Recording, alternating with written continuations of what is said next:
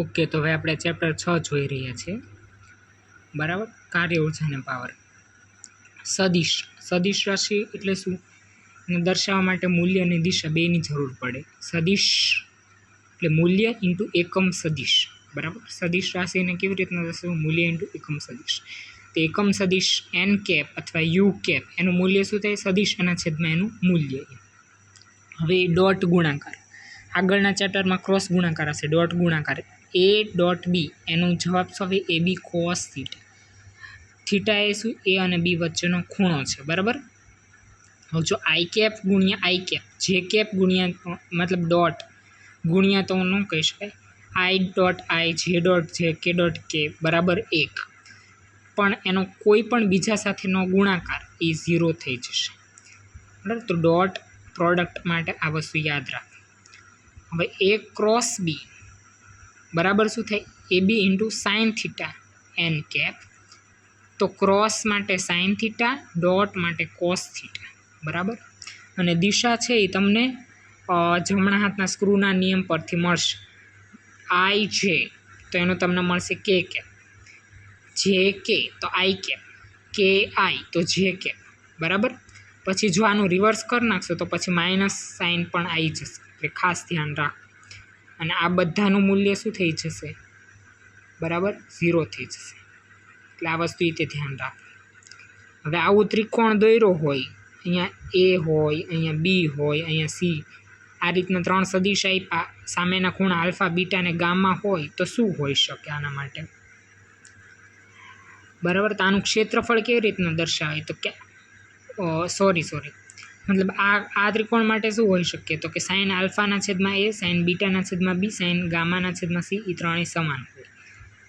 બીજી વસ્તુ કે આપણે કોઈ બે સદિશ આપ્યા હોય તો મતલબ એ બે સદિશથી જે ત્રિકોણ બનશે, બરાબર, એનું ક્ષેત્રફળ કેટલું હશે? તો કે 2 ઇન્ટુ એ ત્રિકોણનું ક્ષેત્રફળ is equal to A cross B એના જેટલું હશે. એટલે ક્ષેત્રફળ હોય ત્યારે તમારે ક્રોસ પ્રોડક્ટ કરવાની રહેશે.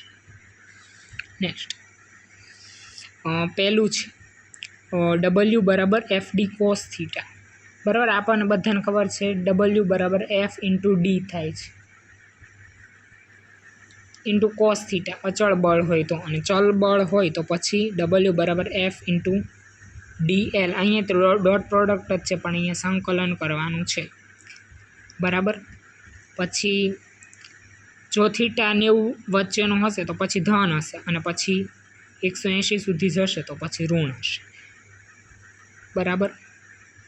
પછી કે બરાબર હાફ એમ વી સ્ક્વેર, આ રીતે 9માં આવતું હતું, બરાબર. પી સ્ક્વેરના છેદમાં 2m.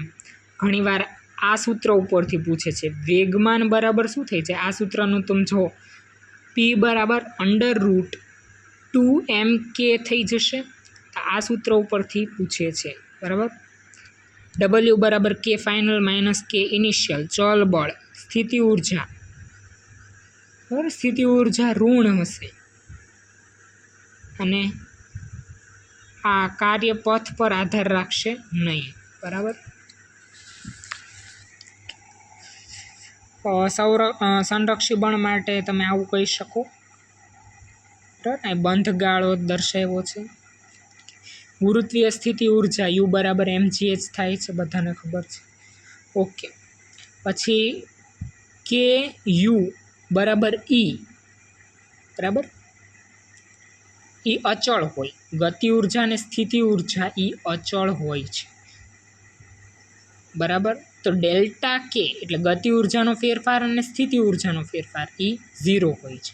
અને ગતિ ઉર્જામાં 3નો ઘટાડો થયો હોય તો સ્થિતિ ઉર્જામાં 3નો વધારો થયો હોય, એ ટાઈપનું તમને સમજાવવા માંગે છે. અને એ બેનું જે મૂલ્ય હશે એ તો અચળ જ રહેશે, મતલબ એ બેનું મૂલ્યના સરવાળો અચળ જ રહેશે. હવે આ દાખલો છે એ બધાને ઓલી ટેક્સ્ટ બુકમાં આપ્યો છે. ઉપર અહીંયા આ પોઈન્ટે એનું વેગનું મૂલ્ય શું થઈ જાય? √GL, અહીંયા √3GL, અહીંયા √5GL. આ યાદ રાખો તો વધારે સારું પડશે, એટલું જ કહેવું છે. સ્થિતિસ્થાપક ઉર્જામાં હૂકનો નિયમ F બરાબર -kx, બરાબર. તો કે બરાબર શું થાય? કે બરાબર શું છે? n એના છેદમાં m. બરાબર. યુ બરાબર હાફ એમ વી સ્ક્વેરની જગ્યાએ શું છે, હાફ કે એક્સ સ્ક્વેર એ રીતનું જ છે. પછી ગ્રાફ આપ્યો છે આ એટલે એ તો અચળ જ રહે છે. બરાબર. સ્થિતિ ઉર્જાનો વધારો, સ્થિતિ ઉર્જામાં ફેરફાર ને ગતિ ઉર્જામાં ફેરફાર. એક 0 હોય ત્યારે બીજું મેક્સિમમ મૂલ્ય હોય, એક 0 હોય ત્યારે બીજું મેક્સિમમ મૂલ્ય હોય, એ રીતનું છે. પછી આ બધા એના સૂત્ર છે. ડબલ્યુ બરાબર શું, એફ ઇન્ટુ ડેલ્ટા એક્સ. પણ ડેલ્ટા એક્સ આપણે અહીંયા શું, હાફ ઓફ કે, મતલબ એની ફૂલ લેન્થ હોય એને તો અડધું લઈએ છીએ. બરાબર. તો W is equal two half F x. W is equal to F square upon 2k. આ બધા સૂત્ર એક જ છે. બરાબર. W is equal two half K X square. ઓલું યંગ મોડ્યુલસ ને એમાંય તે આવું જ થશે. બરાબર. આગળના ચેપ્ટરમાં તમે જોશો ને એમાંય આ રીતના સૂત્ર, મતલબ આ રીતનું જ છે. Half M V square P square by 2m F square by 2k half K X square. બરાબર. એ રીતનું જ છે. સંરક્ષી બળ માટે એફ બરાબર શું કરીએ કે ડીયુ અપોન ડીએક્સ આઈએમપી. બરાબર. પાવર, કાર્યત્વરા ડબલ્યુના છેદમાં ટી થાય છે, તો ડબલ્યુ બરાબર પી ઇન્ટુ ટી થયું. કે પાવરને કેવી રીતના, તત્કાલીન પાવરને એફ ઇન્ટુ વી એનું ડોટ પ્રોડક્ટ. આ ચેપ્ટરમાં બહુ બધા ડોટ પ્રોડક્ટ આવ્યા. બરાબર. યાદ રાખજો. P is equal to F into V. Okay. એટલે P is equal to F P cos theta. Next, સંઘાત અથડામણ. તો આમાં છે ને બે નિયમ લગાડવાના, વેગમાનનું સંરક્ષણ અને ગતિ ઉર્જાનું સંરક્ષણ. વેગમાનનું સંરક્ષણ હોય ને એના ઉપર કેટલા બધા MCQ છે. બરાબર. બે પદાર્થ આમ ફેંકાતા હોય, ત્રીજો પદાર્થ આમ જતો હોય, તો પછી આ બેનું નેટ લઈ લેવાનું અને એના બરાબર આ વાળું કરી નાખવાનું. મતલબ બહુ બધા MCQ છે આના. મતલબ આમાં મેં લખ્યું નથી પણ MCQ છે એટલે સોલ્વ કરજો એટલે ખબર પડશે. કુલ ગતિ ઉર્જાનું સંરક્ષણ બધા સંઘાતમાં થતું નથી. બરાબર. કે હવે અથડામણ થયું હોય, જો પહેલાંનો વેગ v1 v2 અને પછીનો વેગ v1 ડેશ અને v2 ડેશ હોય, તો v1 ડેશ આની કિંમત શું છે, એક ગમે એક સૂત્ર યાદ રાખો. આ એક સૂત્ર યાદ રાખો, આ ન યાદ રાખો તો ચાલશે. v1 ડેશની કિંમત શું છે, મતલબ ફેરફાર કરી નાખશો એટલે મળી જશે. m1 minus m2 m1 plus m2 into v1 2m2 m1 plus m2 into v2 અને અહીંયા પ્લસની નિશાની છે. બરાબર. આ સૂત્ર યાદ રાખજો. હવે જો m1 અને m2 એ સરખા હોય, માની લો કે આનું નાનું દળ સરખું હોય, આ 3થી ચાલતો હોય, આ 4થી ચાલતો હોય, તો અથડામણ પછી આ 4થી ચાલશે અને આ 3થી ચાલશે, એટલે વેગની અદલા બદલી થઈ જશે.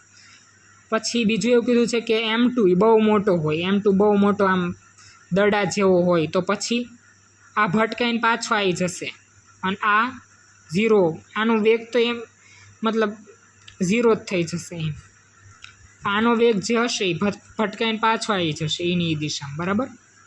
પછી ગતિ ઉર્જાનું કેટલો આપણે ગુમાવીએ તો એનું સૂત્ર આપ્યું છે 1/2 m1 m2 upon m1 plus m2 into v1 square. આ સંપૂર્ણ અસ્થિતિસ્થાપક માટે સાચું છે. બરાબર. v2 બરાબર શું હોય એમાં 0 છે. બરાબર. અને હેડ ઓન સંઘાત છે. પછી સાંકળવાળા દાખલા પૂછે છે. આમાં કાં તો ડાયરેક્ટ આ સૂત્ર યાદ રાખી લો કે mgl અપોન 2n સ્ક્વેર. સમજવા માટે સમજી લઈએ કે આ સાંકળ છે. બરાબર. આખું એનું દળ m છે. હવે એના જો આવી રીતના n બ્લોક, મતલબ n એવી રીતના બ્લોક છે, તો અહીંયા કેટલું વજન લટકતું હોય, m અપોન n જેટલું. અને લેન્થ થઈ તે m અપોન n જેટલી હોય, પણ અહીંયા આપણે માની લો કે અડધીથી આમ ઊંચકી દઈએ તો પણ થઈ જશે, એટલે અપોન અહીં 2 લીધું છે. એટલે w બરાબર mgl અપોન 2n સ્ક્વેર એ રીતના આવ્યું છે. બરાબર. યાદ રાખી લો તો વધારે સારું છે, એવું જ છેલ્લે કહીશ. હવે આ અચળાંક છે સ્થિતિસ્થાપકતા માટેનો. બરાબર. એનું સૂત્ર શું છે, પછીના વેગ v2 dash minus v1 dash upon v1 plus v2. આ પણ MCQમાં પૂછે છે અને જ્યારે પૂછે ત્યારે બહુ નવું લાગે છે. બરાબર. નેક્સ્ટ, જો આ સ્પેશિયલ કન્ડિશન આપી છે ને આ એક્ઝામમાં પણ ચોપડીમાં તે આપ્યું છે કે આ MVM0 આ રીતનું હોય અને સંઘાત થાય અને આ બે આ રીતના હંમેશા 90 ડિગ્રીએ જ તે બે છૂટા પડે એમ. તો એકનો 30 ડિગ્રી આપ્યું હોય તો બીજાનો 60 ડિગ્રી કહી દેવાનું. કે પછી આ સાંકળવાળું ફરીથી આવ્યું કે એની ગતિ ઉર્જા હાફ mv² બરાબર સ્થિતિ ઉર્જાનો વ્યય. સ્થિતિ ઉર્જાનો વ્યય mg hની જગ્યાએ L/2 લખ્યું અને અહીંયા પાછું આ કાર્યનું મૂક્યું છે અને વીનું સૂત્ર આવું લીધું છે. પણ આ દાખલાના આ પૂછે છે બરાબર. ઓકે, આટલું જ છે.